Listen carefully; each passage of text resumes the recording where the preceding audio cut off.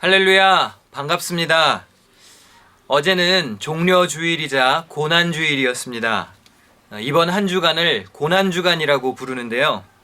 주님의 고난을 기억함과 동시에 부활의 기쁨을 준비하는 기간이라고 할 수 있습니다.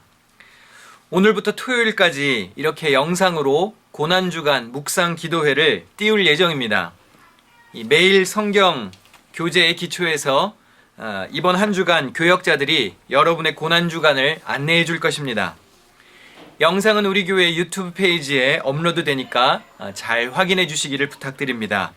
계속해서 우리가 유튜브 채널을 활용하고 있으니 이왕이면 구독 신청을 하셔서 편리하게 접근하시기를 바랍니다. 오늘 본문을 함께 나누도록 하겠습니다. 2020년 4월 6일 월요일에 해당하는 본문은 마가복음 14장 32절에서 42절입니다. 저는 32절에서 36절을 봉독하겠습니다. 마가복음 14장 32절에서 36절입니다. 그들이 겟세마네라 하는 곳에 이름에 예수께서 제자들에게 이르시되 내가 기도할 동안에 너희는 여기 앉아 있으라 하시고 베드로와 야고보와 요한을 데리고 가실새 심히 놀라시며 슬퍼하사 말씀하시되 내 마음이 심히 고민하여 죽게 되었으니 너희는 여기 머물러 깨어 있으라 하시고 조금 나아가사 땅에 엎드려 될 수 있는 대로 이때가 자기에게서 지나가기를 구하여 이르시되 아빠 아버지여 아버지께서는 모든 것이 가능하오니 이 잔을 내게서 옮기시옵소서. 그러나 나의 원대로 마시옵고 아버지의 원대로 하옵소서 하시고. 겟세마네 기도는 가장 잘 알려진 예수님의 기도입니다. 겟세마네는 기름 짜는 틀이라는 의미입니다. 우리 교회 방 중에도 겟세마네라는 이름이 붙은 방이 있습니다. 예수님이 십자가를 지시기 전 마지막으로 하나님께 간절히 기도하시고 가룟 유다의 배신으로 로마 군병과 유대인 무리들에게 체포되신 장소가 겟세마네입니다. 기름 짜는 틀이라는 겟세마네에서 예수님은 자신의 모든 힘을 짜듯 기도하셨습니다. 십자가에 쓴 잔을 내게서 옮겨달라고 기도한 주님의 기도에서 우리는 예수님의 솔직하면서 동시에 인간적인 갈망을 느낄 수 있습니다. 그러나 우리의 기도가 여기서 더 나아가 나의 원대로 마시옵고 아버지의 원대로 하옵소서 하는 단계까지 나아갈 수 있어야 합니다. 예수님의 기도는 결국 자기 자신의 인간적 바람을 포기하는 기도였습니다. 나의 뜻이 아닌 하나님의 뜻에 순종할 수 있도록 기도하신 것입니다. 십자가를 지는 것은 쉬운 일이 아닙니다. 기도함으로 나의 욕망과 자아를 부인하지 않으면 결코 십자가를 짊어질 수 없습니다. 고난주간의 첫 묵상 기도회를 통해 우리의 기도를 돌아보기를 원합니다. 나의 기도가 혹시 하나님의 뜻을 꺾고 내 뜻을 실현시키기 위한 그런 투쟁의 기도는 아닌지, 아니면 반대로 예수님처럼 내 뜻을 꺾고 하나님의 뜻으로 나를 채우기 위한 믿음과 순종의 기도인지 여러분의 기도를 돌아보실 수 있기를 바랍니다.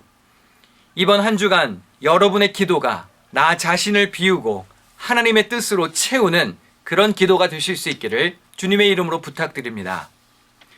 모든 것이 멈춰진 것 같은 답답한 시간이 계속되고 있습니다.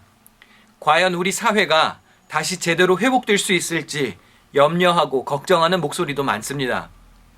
그러나 지금은 그저 잠잠히 하나님의 도움을 바라며 기도하며 기다릴 때입니다. 어떤 분들은 세상의 종말이 가까이 왔다며 잘못된 종말론적 메시지와 극단적 말씀 해석을 내놓기도 합니다. 종말의 공포를 앞세워서 사람들에게 두려움을 심어주기도 합니다. 여러분, 어려운 때가 온 것은 맞습니다. 우리가 우리의 교만과 죄를 회개하고 주님께 겸손히 용서와 자비를 구해야 하는 것도 맞습니다. 우리가 죄에서 돌이켜 주님께 돌아가지 않으면 하나님이 진노하시고 심판하신다는 것도 맞습니다. 그러나 우리 하나님은 심판만 하기를 기다리는 분이 아니십니다. 용서하시고 치료하시고 회복하시고 구원하기를 원하시는 분이십니다. 이 세상은 아직 끝나지 않았습니다. 우리 주님은 신실하시고 선한 주님이십니다. 우리가 주님께 온전히 매달리고 의지하면 주님은 새로운 삶을 우리에게 허락하실 것입니다. 지난 주간에 우리 교회에 새로운 아기가 태어났습니다. 위기 중에서도 하나님은 한 생명을 통해 우리에게 소망의 빛을 보여주셨습니다. 그 아기가 자라날 미래의 세상도 있는 것 아니겠습니까? 그러니 섣부르게 종말을 내세우며 무서워하지 마십시오. 그날과 그때는 아무도 알 수 없습니다. 우리의 알 바도 아니라고 말씀하셨습니다. 물론 회개하는 그 외침, 회개하고 죄를 뉘우치라는 그 외침을 가볍게 여겨서는 안 될 것입니다. 물론 종말은 옵니다. 그날이 도적같이 임할 것입니다. 그러니 그저 우리는 주어진 삶 속에서 최선을 다해 하나님 마음에 합한 삶을 살도록 노력해야 합니다. 언제 주님이 다시 오시더라도 부끄럽지 않게 살아야 하는 것입니다. 아직 하나님의 희망은 끝나지 않았습니다. 진노를 거두시고 밝은 빛을 비추어 주실 것입니다. 고난 속에 파묻혀 계시지 마십시오. 우리가 비록 이 고난 주간을 지나가게 되지만 우리는 부활과 영생을 믿는 사람들입니다. 하늘의 소망이 있는 사람처럼 살아가야 합니다. 여러분 모두 힘을 내십시오. 죄에서 돌이키고 삶의 자리를 개선시키십시오.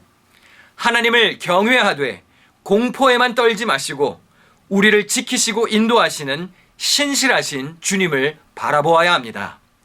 하나님의 은혜와 평강이 여러분 모두에게 함께 하시기를 축원합니다.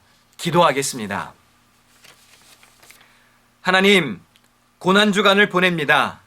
주님의 십자가 고난에 동참하는 한 주가 되게 하여 주옵소서. 고통 중에 있는 이들을 긍휼히 여겨 주옵소서. 몸이 아픈 이들을 특별히 보살펴 주시기를 원합니다. 어린아이들과 연로한 어르신들을 돌보아 주옵소서. 병마와 싸우는 의사, 간호사들을 지켜 주시옵소서. 나라의 위정자들을 붙들어 주시옵소서. 태중의 아이로부터 노년의 어른까지 하나님의 은총의 날개 아래에 품어 주시옵소서. 각자 가정에서 영상을 통해 고난주간 묵상 기도회에 참여합니다. 하루하루 주시는 은혜를 통하여 우리의 영이 새로워지게 하여 주옵소서. 승리하게 하실 주님을 기대하오며 예수님의 이름으로 기도드립니다. 아멘.